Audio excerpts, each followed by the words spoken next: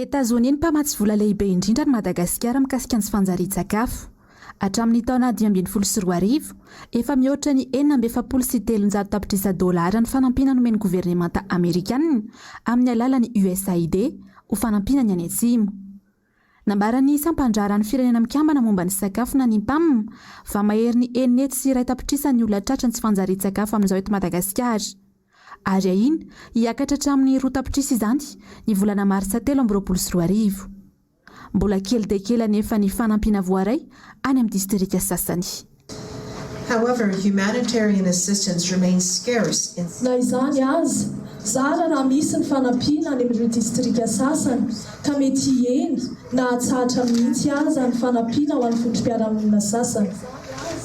Anome fanampina 20 tapitrisa dolara fanampiny ny governemantany Etazonia amin'ny alalan'ny vahoaka Amerikanina. Anatsarana ny tsy fanjarian-tsakafo any amin'ny faritra atsimo sy andrefany Madagasikara.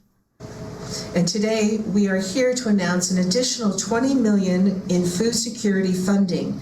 Ambaranay anio ary fa mihoatra vola mitetina 20 tapitrisa dolara fanampiny ho an'ny fanjarian-tsakafo izahay. Akoatra ilay iraika amin'ny 700 tapitrisa dolara izay anatin'ny fifanarahana ho fanampina ny fampandrosoana mandritra ny 5 taona iarahana miasa amin'ny ministeran'ny toe-karena sy ny fitantanam-bola.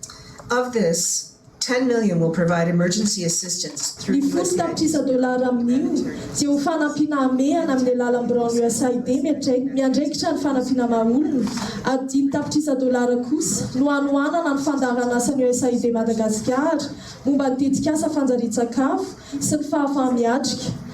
Aparitaka amin'ny alalan'ny sampandraran'ny firenena mikambana momba ny sakafo ny ankamaroan'io vola fanampina io. Manamafy anefa ny governemanta Amerikanina amin'izao fa isy fiantraikany goavana indrindra eo amin'ny lafin'ny toe-karena ny ady eo amin'ny Ukraine sy Russia. Na dia heverina ho lavitra ny Madagasikara azy.